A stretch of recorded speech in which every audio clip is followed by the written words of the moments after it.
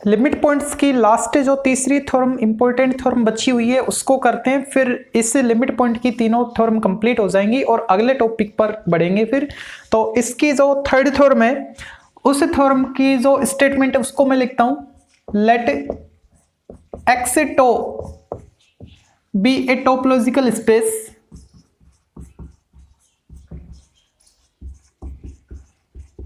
And A is the subset of X, then तब हमको क्या प्रूव करना है, A union A dash is closed subset of X।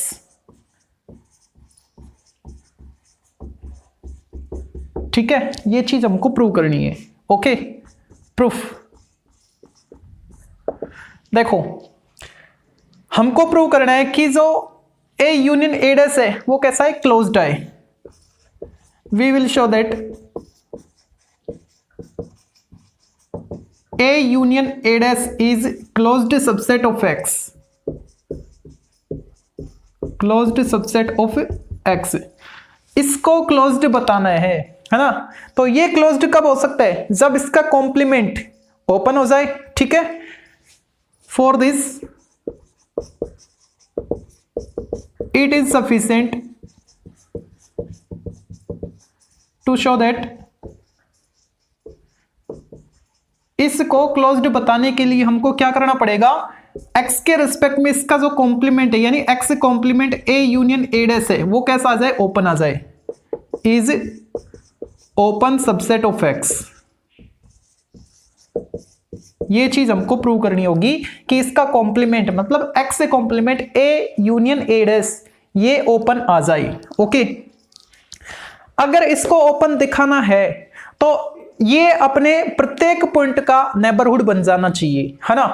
तो ये होता क्या है यहां पे, चलो मैं बात करता हूं, इसका कोई भी एक एलिमेंट ले लेता हूं, small x, let x belongs to x complement A union A dash. Okay, ठीक है, तो ये जो है A यूनियन A डैश ये x का नेबरहुड बन जाना चाहिए। x कोई भी पॉइंट हो सकता है तो ये प्रत्येक पॉइंट का नेबरहुड बन जाएगा। ठीक है, तो डी मॉर्गन्स लॉ से हम क्या लिख सकते हैं, किसको, इस वाले को x कॉम्प्लीमेंट, इसको अब मैं क्या लिख सकता हूं डी मॉर्गन्स लॉ से, x कॉम्प्लीमेंट A और यूनियन चेंज हो जाता है इंटरसेक्शन में और x कॉम्प्लीमेंट बन जाएगा A डैश का।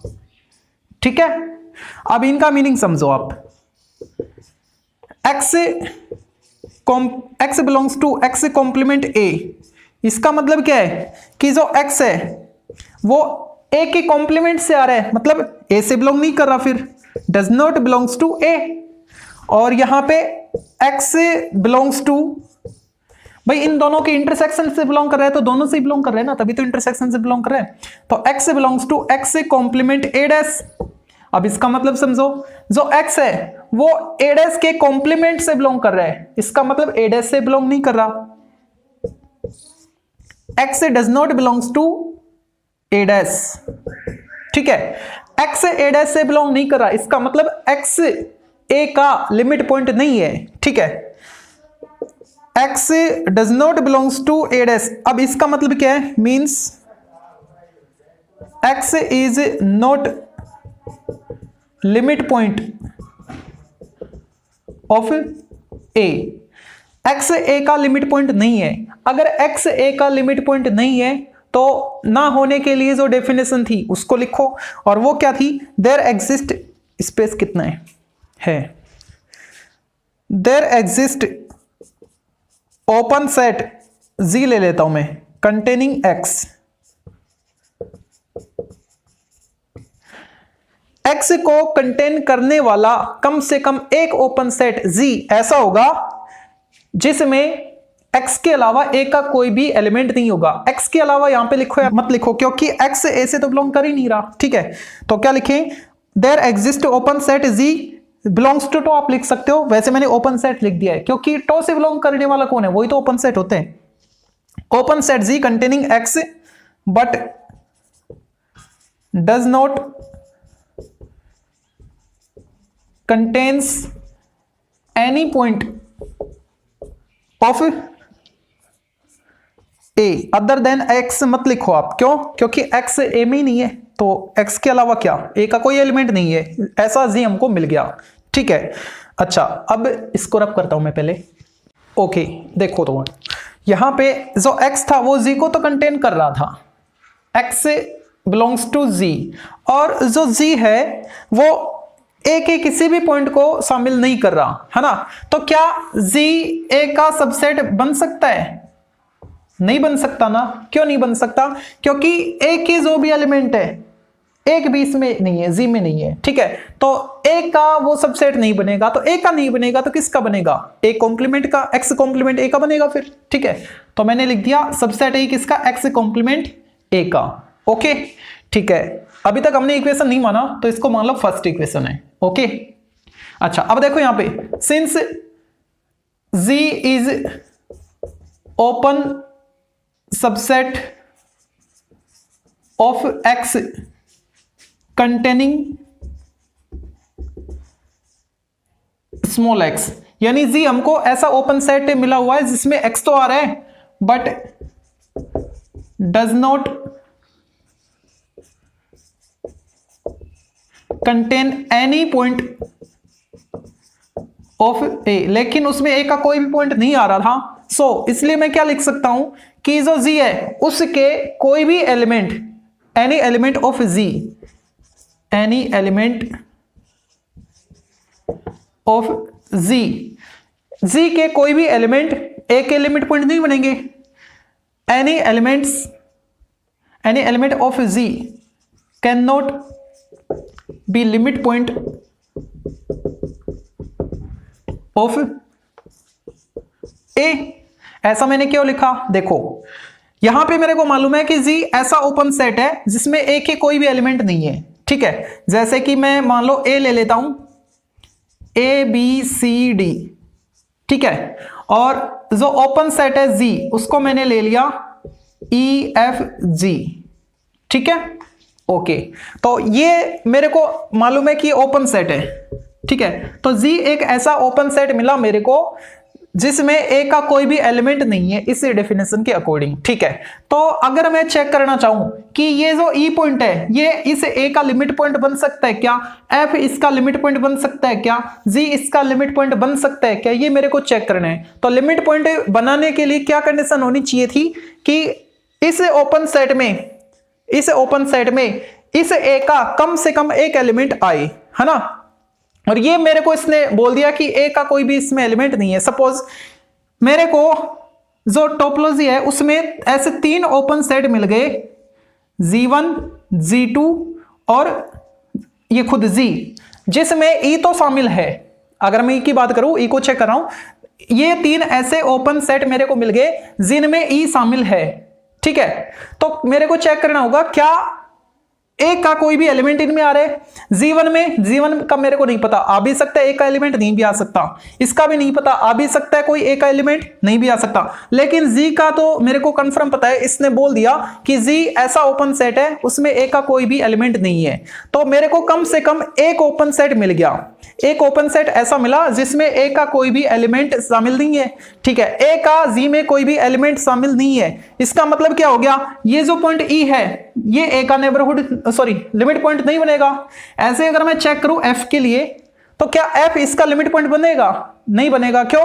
क्योंकि G1 में F आ रहा है, G2 में F आ रहा है, G में F आ रहा है। हो सकता है G1 में एक एलिमेंट हो या ना हो, कोई बात नहीं, मेरे को नहीं पता। G2 में हो भी सकता, नहीं भी हो सकता एक एलिमेंट। लेकिन G एक ऐसा ओपन सेट है जिसमें ए का कोई भी एलिमेंट शामिल नहीं है अकॉर्डिंग दिस इंफॉर्मेशन। ठीक है, तो F में F इसका लिमिट पॉइंट नहीं बनेगा क्योंकि मेरे को कम से कम एक ओपन सेट ऐसा मिल गया जिसमें एक एलिमेंट शामिल नहीं है।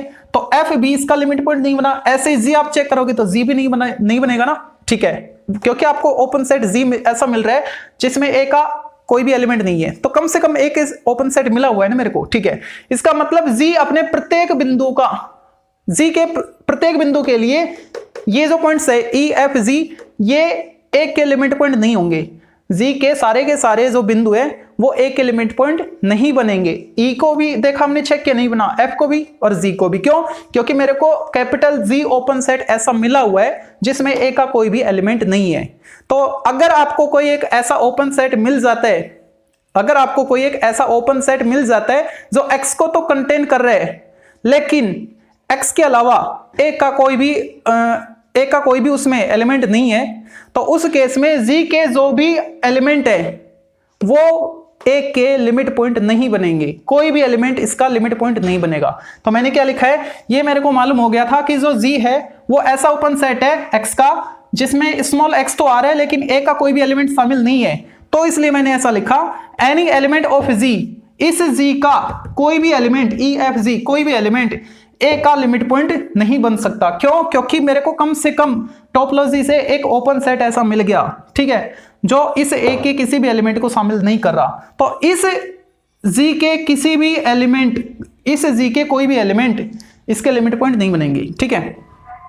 ओके, तो अब मैं क्या लिखूं, यहां पे देखो एक्स जो है वो जी से तो बिलोंग कर रहा है और जो जी है, जो जी मेरे को मिला वो एक्स कॉम्प्लीमेंट, एक्स एक का तो एलिमेंट नहीं है। तो क्या मैं ये लिख सकता हूं? बिल्कुल लिख सकता हूं, क्योंकि इनके जो एलिमेंट थे, ठीक है, ये एलिमेंट ए के लिमिट पॉइंट नहीं थे। तो लिमिट पॉइंट नहीं थे इसका मतलब लिमिट पॉइंट में शामिल नहीं होंगे, यानी ए डैश में शामिल नहीं होंगे। तो ए डैश में शामिल नहीं होंगे तो किस में होंगे? एक्स कॉम्प्लीमेंट ए डैश में तो होंगे ना। तो एक्स कॉम्प्लीमेंट ए में जो भी आएंगे उन्हीं में से तो जी में आ रहे हैं ना। तो जी किसका सबसेट बोला जाएगा? एक्स कॉम्प्लीमेंट ए डैश का सबसेट बोला जाएगा, ठीक है। इसको मान लो सेकंड, ठीक है। अब इन दोनों से देखो आप, एक्स, इन दोनों का इंटरसेक्शन लो, फर्स्ट इंटरसेक्शन विद सेकंड, दोनों का इंटरसेक्शन, दोनों में कॉमन है X, belongs to G subset. इन दोनों का इंटरसेक्शन क्या रिजल्ट देगा? एक्स कॉम्प्लीमेंट ए इंटरसेक्शन किसके साथ? एक्स कॉम्प्लीमेंट ए डैश के साथ, ठीक है। X belongs to G subset. यहां पे देखो एक्स कॉम्प्लीमेंट ए और एक्स कॉम्प्लीमेंट ए डैश का इंटरसेक्शन ये कहां से आया था? डी मॉर्गन्स लॉ से हमने इसको लिखा था, है ना। तो इसके बदले हम लिख सकते हैं X complement A union A dash, X complement A union A dash. अब देखो नेबरहुड की डेफिनेशन क्या थी? ये जो बीच वाला हमको मिलता है ये ओपन होना चाहिए, तो जी हमको ओपन सेट मिला हुआ है और ये सबसेट है, किसका सबसेट है? इसका अगर ये सबसेट है ओपन वाला, ठीक है, तो हम क्या लिखते थे? ये वाला इसका नेबरहुड बनेगा, यानी X complement A union A dash X का नेबरहुड बनेगा, ठीक है। तो अब उस चीज को लिखते हैं,